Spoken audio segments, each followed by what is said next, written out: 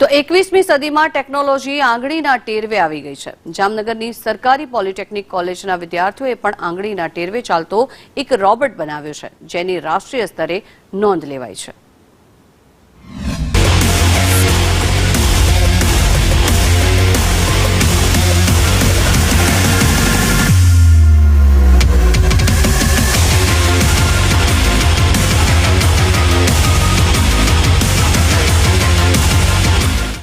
આંગળીના ટેરવે ચાલતો આ રોબોટ જામનગરની સરકારી પોલિટેકનિક કોલેજના વિદ્યાર્થીઓએ બનાવ્યો છે, જેને robotic arm hand gesture control robot કહેવાય છે, જે હાથ અને કાંડાના ઇશારે કામ કરે છે।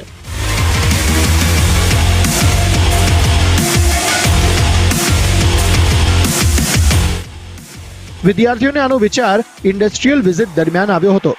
પછી વિદ્યાર્થીઓની અથાગ મહેનત અને શિક્ષકોની ગાઈડન્સથી 4 મહિનામાં આ રોબોટ તૈયાર થયો છે, જે 1.5 કિલોમીટરના અંતરથી પણ કંટ્રોલ થઈ શકે છે। આ રોબોટ ઇન્ડસ્ટ્રીઝમાં ઘણો યુઝફુલ બની શકે છે। એ વસ્તુ છે એ એક ફિક્સ જગ્યાએ રહીને કામ કરતો હતો ઇન્ડસ્ટ્રીમાં, અને અમારો એ વિચાર આવ્યો કે આપણે આને મોબિલિટી પ્રોવાઈડ કરીએ કોઈ પણ એક રોબોટને, તો એ ઇન્ડસ્ટ્રીમાં, મેડિકલ પર્પસમાં, ડિફેન્સ સેક્ટરમાં અથવા એગ્રીકલ્ચર સેક્ટરમાં કામ આવી શકે છે।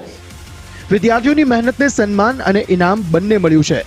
અમદાવાદ સાયન્સ સિટીમાં યોજાયેલા રાષ્ટ્રીય કક્ષાના ગુજરાત રોબો ફેસ્ટમાં પણ તેની નોંધ લેવાઈ છે, અને વિદ્યાર્થીઓને 5 લાખ રૂપિયાનું રોકડ પુરસ્કાર પણ મળ્યું હતું। અમે હાલમાં જ જે અમદાવાદ સાયન્સ સિટી ખાતે જે રોબોટિક સ્પર્ધા યોજાયેલી હતી, રોબો ફેસ્ટ 4.0, એની અંદર અમે એક તદ્દન નવીન પ્રકારનો રોબોટ રજૂ કર્યો હતો, જેનું નામ હતું hand gesture control robotic arm. તો આ જે રોબોટ અમે જે લઈને ગયા હતા, એને કારણે અમને આ રોબોટિક 4.0 સ્પર્ધાની અંદર અમારું આખા ઇન્ડિયા લેવલે 3જું ઇનામ મળ્યું હતું, જેમાં અમને 5 લાખ રૂપિયાનું ઇનામ મળ્યું હતું। મહત્વનું છે કે આ પહેલા જામનગર પોલિટેકનિકના વિદ્યાર્થીઓએ બનાવેલું ડ્રોન ચર્ચામાં આવ્યું હતું, અને હવે ફરી એકવાર આંગળીના ટેરવે ચાલતા રોબોટે લોકોની નજર જામનગર તરફ ખેંચી છે।